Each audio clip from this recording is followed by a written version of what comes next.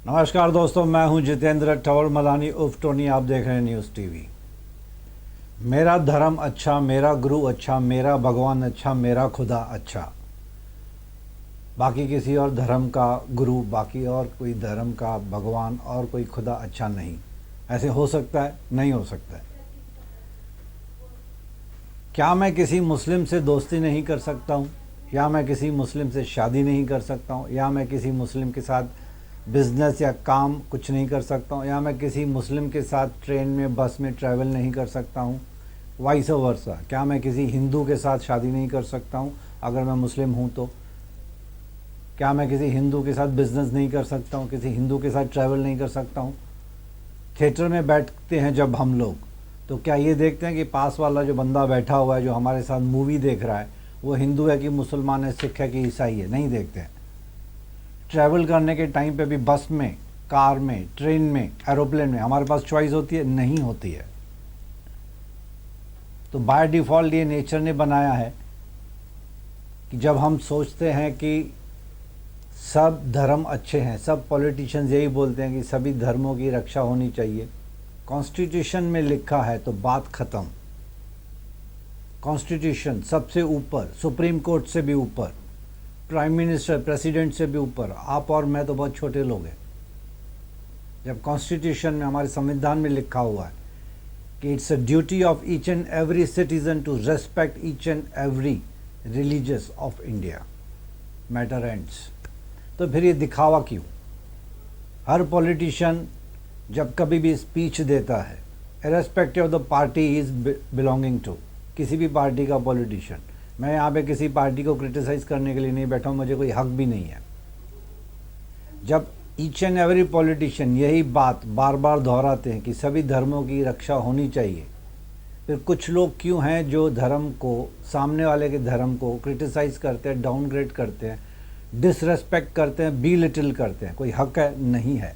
ऐसे लोगों के ऊपर कार्रवाई इमीडिएटली होनी चाहिए ताकि दूसरे लोगों को एक सबक सीखने को मिले। फॉरेन कंट्रीज़ की हम तारीफ़ करते हैं, फॉरेन कंट्रीज़ की डेवलपमेंट की तारीफ़ करते हैं, लेकिन जब हम खुद पीछे जाते हैं तो इसका क्या मतलब हुआ? सवाल ये नहीं है दोस्तों कि इंडिया कितनी डेवलप हो रही है, सवाल ये है कि हम रिलीजियसली कितने डेवलप हो रहे हैं। एक दूसरे के धर्म को गाली देना, एक दूसरे के धर्म को नीचा दिखाना, इंसान इंसान को नीचा दिखा रहा है। अब तो भगवान और खुदा को भी डाउनग्रेड करना शुरू कर दिया है। ये कितना गलत है। कितना थ्योरेटिकल हम बात करते रहते हैं, लेकिन जब मज़हब की बात आती है तो हम बहुत हिपोक्राइट हो जाते हैं।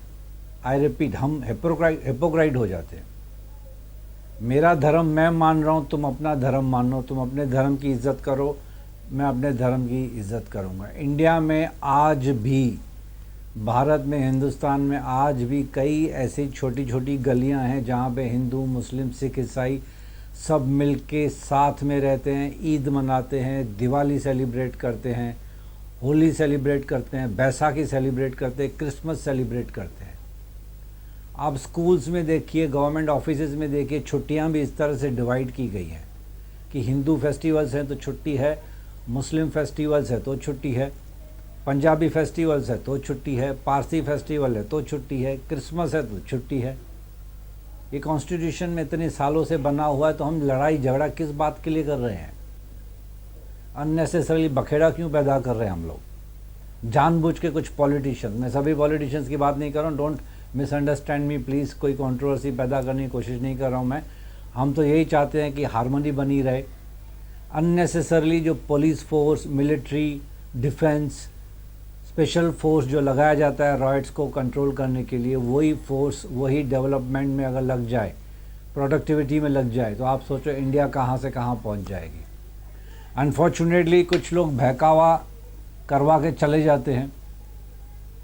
सभी पॉलिटिशियंस नहीं, कुछ पॉलिटिशियंस हैं जो जानबूझ के झगड़ा लगाते हैं। डिवाइड एंड रूल, ब्रिटिशर्स ने तो किया था डिवाइड एंड रूल, तब से आज तक हम लड़ते आ रहे हैं। क्या हम ईद में जाके उनको बधाई नहीं दे सकते? वो ईद में, दिवाली में आके हमको बधाई नहीं दे सकते? दे सकते। एक ही बिल्डिंग में जब हिंदू मुस्लिम सिख ईसाई सब साथ में रहते हैं, स्कूल कॉलेजेस में बच्चे साथ में, आप ये सोचिए कि ये इम्पैक्ट जो एकदम छोटे बच्चे हैं, जो स्कूल गोइंग हैं, जो कॉलेज के टीनेजर्स हैं, उनके ऊपर कितना बढ़ेगा। इमेजिन कीजिए आपका बेटा या बेटी, उसके कोई दोस्त हैं जो हिंदू मुस्लिम हैं, ये दरारें बढ़ेगी तो उनके बच्चों के ऊपर क्या इम्पैक्ट पड़ेगा, उनकी दोस्ती के ऊपर क्या इम्पैक्ट पड़ेगा।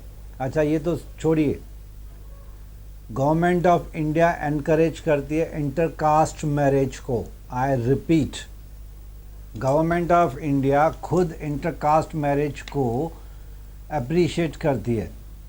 इवन सुप्रीम कोर्ट ने कहा है कि इंटरकास्ट मैरिज इंडिया में अगर हो तो भाईचारा बढ़ेगा, हार्मनी बढ़ेगी। ये जो फैब्रिक की बात करते हैं ना, इंडिया के फैब्रिक की, वो बढ़ेगा। और ये फैक्ट है दोस्तों। कल कोई मेरे बेटे का प्यार अगर किसी मुस्लिम लड़की से हो जाए तो मैं क्या कर सकता हूँ, मुझे कोई आपत्ति होनी भी नहीं चाहिए।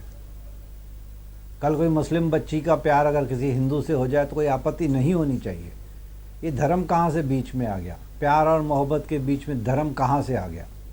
धर्म तो यही सिखाता है, ईच एंड एवरी रिलीजन आपको यही सिखाता है कि आपस में मिलजुल के रहें। तो क्यों हम कुछ लोगों के बहकावे में आके अननेसेसरीली राइट्स क्रिएट करते हैं? इलेक्शन का टाइम है, इसको पॉलिटिसाइज किया जा रहा है। आप खुद समझदार लोग हैं, पढ़े लिखे लोग हैं, ज़रूरी नहीं है कि एजुकेटेड लोग ही समझदार होते हैं। अनएजुकेटेड लोग हैं वो भी समझदार हैं। सोशल मीडिया ने सबको समझदार बना दिया है। आप खुद सोचिए कि आप क्या कर रहे हैं। क्यों ना हम सब मिलके जुल के रहें साथ में। डेवलपमेंट दोस्तों सिर्फ इंफ्रास्ट्रक्चर से नहीं आती है। मेट्रो ट्रेन आ गई, बसेस आ गई, एसी लग गई, सब कुछ हो गया, रोड्स बन गए, फ्लाईओवर्स बन गए, वो ज़रूरी है। लेकिन मेंटल डेवलपमेंट, रिलीजियस डेवलपमेंट भी बहुत ज़रूरी है। मेरी किसी बात पे अगर आपको किसी को भी थोड़ा सा भी सेंटिमेंट्स हर्ट हुआ हो तो I apologise with my folded hands. लेकिन दोस्तों बच्चों के ऊपर ये गलत इम्पैक्ट मत डालिए प्लीज़। हिंदू मुस्लिम सिख ईसाई ये लफड़े बहुत हो गए अभी, छोड़ो इन सबको, डेवलपमेंट की बात करते हैं। ना ही सिर्फ politician but each and every citizen of India should think about taking forward our great country that is India. Thanks for listening to me. I apologize once again. Thanks for listening to me and thanks for being with me.